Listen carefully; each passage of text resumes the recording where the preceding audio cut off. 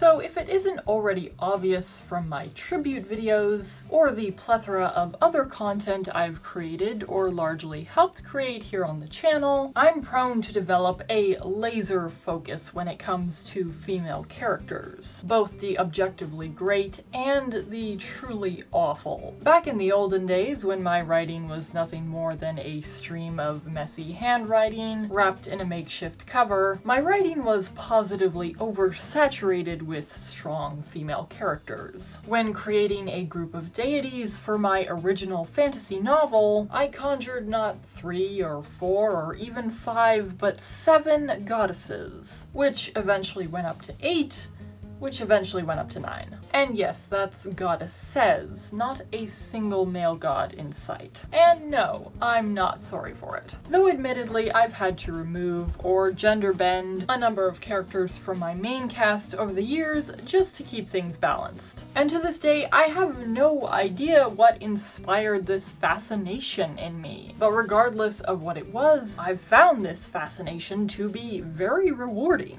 Women in fiction are endlessly diverse, with different personalities, different struggles, and different lessons to offer. And part of the reason for this diversity is that these fictional women, much like women in real life, are often flavored both with feminine and masculine traits. Now, the line between femininity and masculinity can be a hard one to draw. If you've never seen Shnee's Is Masculinity Changing video, I'd recommend watching it since he has some interesting things to say about bridge trace. But back to what I was saying, though most people won't agree on what defines femininity and masculinity, there are some generalities which most do seem to agree on. So things like being aggressive or assertive, self-reliant, and protective would be considered more masculine traits, while creativity, being shy or subdued, or, and the next one is pretty obvious, being motherly, would be considered more feminine traits. Though admittedly, I have to laugh at some of these, like saying the protective instinct is more masculine or manly, as if mothers and queer women don't exist. But I'm choosing to overlook the obvious flaws in this consensus for the sake of this video. So now on to the reason behind this video. I'm sure there's very few people who haven't heard about the controversy and backlash surrounding Rey's character in the Star Wars sequel trilogy. And one of the arguments that got bounced around a lot, not just in regard to her character, but others from modern media as well, was that Rey was essentially a male character in a female skin. There was nothing that made her intrinsically feminine. And for a while, I agreed with this sentiment. Until recently, I started to think it over a little more and realized, no. The problem isn't that Rey is too masculine. She has plenty of feminine traits. She's compassionate, she's intuitive, she's highly emotional, etc. The problem is she's a Mary Sue, an uncompelling, unrealistic character whose story bends to her whim. And if she was a male character, she wouldn't be at all exempt from this identifier. She'd just be a Gary Stu. By the way, if you want to see our video on defining Mary Sues and Gary Sues, you can find the link in the description. But anyway, just to hammer this point home, I wanted to take a look at 8 strong female characters to which the traits I listed earlier can be applied, showing that both feminine and masculine women can make for highly compelling, incredible characters.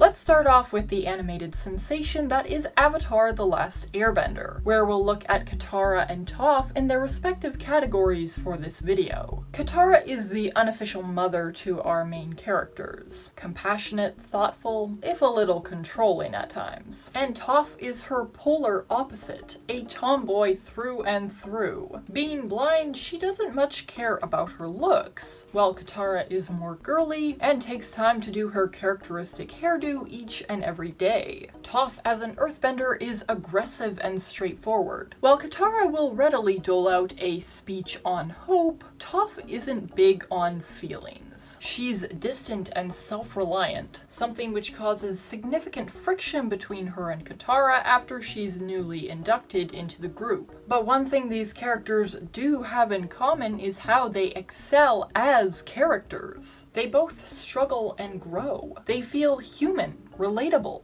compelling. And while the counterparts from my next entry don't receive anywhere near as much screen time or dedicated attention from their creators, they still achieve this goal. Mipha from Legend of Zelda Breath of the Wild is notably shy and subdued. She spends years unable to voice her feelings for the protagonist Link. Her signature power is healing, which is generally viewed as a more feminine power in fiction. If you'll recall, Katara was almost forced to become a soul healer in another water tribe simply because she was a girl. Mipha is all sweetness, softness, and adorability. Seriously, I'm not usually a fan of this character archetype, but I am completely and shamelessly in love with this Zora champion. I dare you to find a more wholesome character. On the other side of the spectrum, we have Urbosa, a skilled Gerudo warrior, leader to her people, and definitely not someone you want to mess with.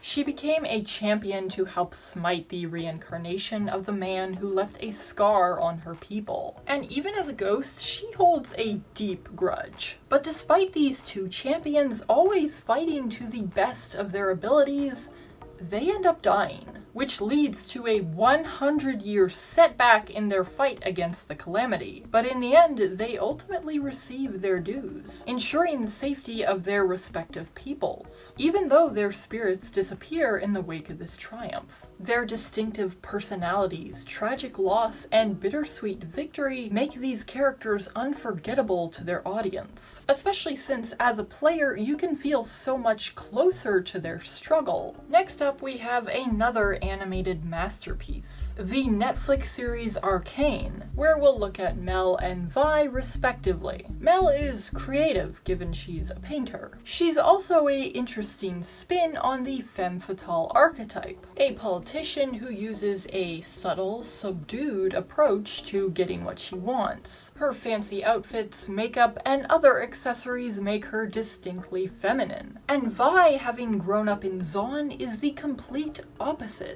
She's more practically dressed for her surroundings and often appears dirty. She's aggressive, openly seeking out fights, and delving right in with her fists at the ready. Even the way these two characters carry themselves is vastly different. Mel is graceful and deliberate when she moves, but Vi has a heavier step and lets her arms swing free. But despite their dissimilarity, these two characters suffered a traumatic childhood, leading to them being placed at odds with a member of their own family. Because of their hardships, we can understand and relate to them. We can root for them. And lastly, let's discuss Blanca and Verta, the snake demon sisters from the Chinese animated film White Snake and its sequel. As a quick side note, if you want to hear my thoughts on those two films, you can find my review linked in the description. I also discuss there the topic of femininity and masculinity in relation to the heroine's journey. So if you're enjoying this video, you'll probably enjoy that one too. And seriously, if you've never seen White Snake's sequel, Green Snake,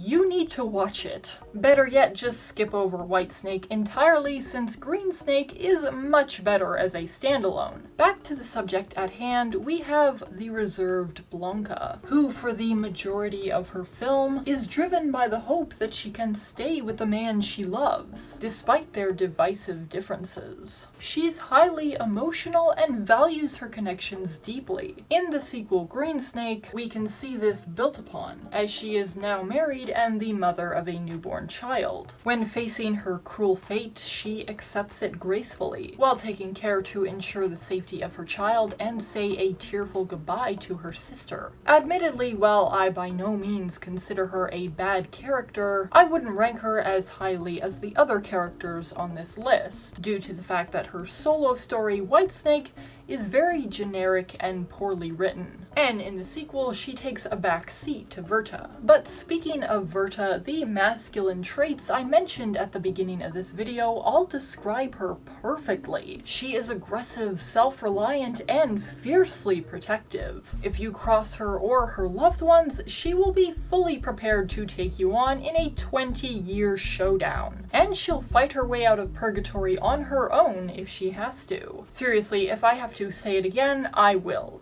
Watch Greensnake. But now that I've reached the end of my list, I'd like to briefly revisit each character and point out something that until now I've been carefully avoiding talking about. Despite only discussing the feminine or masculine traits present in each character, every one of these lovely ladies has traits from the opposite end of the spectrum as well. Katara is aggressive and protective. She spends a whole episode hunting down her mother's killer and very nearly kills him out of vengeful anger. She threatens Zuko after he joins the team, telling him that if he does anything to hurt her friends, she will permanently end him. By acting in a motherly role, she works to protect the team from emotional harm. In the Tales of Ba Sing Se, Toph spends a day doing girly things with Katara, and she enjoys it. She enjoys the sisterly companionship that she derives from it. And despite often acting aloof, there are points throughout the show in which she chooses to be openly emotional. Mipha is protective and self-reliant, in turn teaching her younger brother to be so. Urbosa has an evident motherly streak when it comes to Zelda. Mel proves to be both aggressive and self-reliant, rising through the ranks of Piltover on her own merit, and showing fierce resistance when her mother arrives years later to seemingly torment her. Vi adopts an almost motherly role for her younger sister after the death of their parents. Blanca is aggressive and protective, starting off Whitesnake with an assassination attempt against a sorcerer who steals the souls of her fellow demon snakes. Similarly, she starts off Greensnake by picking a fight with a powerful monk because of the hold he has on her husband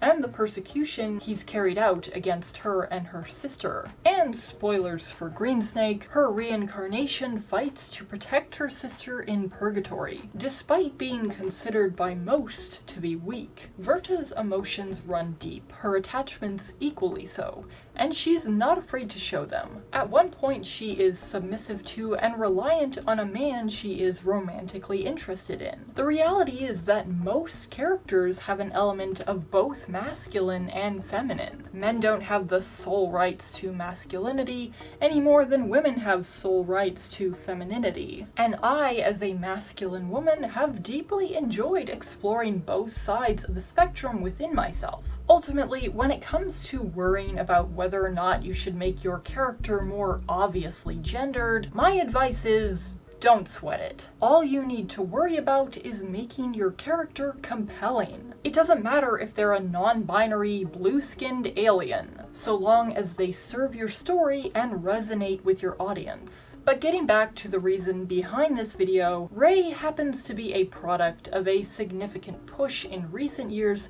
to get female characters to the forefront of our entertainment. And as I mentioned at the beginning of this video, being someone who adores strong female characters, I can appreciate the sentiment behind such an effort. But as someone who loves female characters as much as I do, I really hate it when someone gets them wrong. And I really especially hate it when someone writes a shoddy female character and then acts like they're the ultimate standard. Worse still, when the audience takes up that cry and glorifies such insulting portrayals of women. When that happens, well, you can bet your bottom dollar that I'll have something to say about it. Thank you so much for watching, and if you enjoyed, be sure to drop a like and subscribe to the channel so you don't miss any future content. Also, share this video around and be sure to let me know your thoughts in the comments below. And if you're looking for more ways to show your support, consider becoming a patron, link in the description. Of course, to those of you who are already a patron, massive thanks for your contributions. Don't forget to stay loud and proud, folks. I'm your ally, and I will see you next time.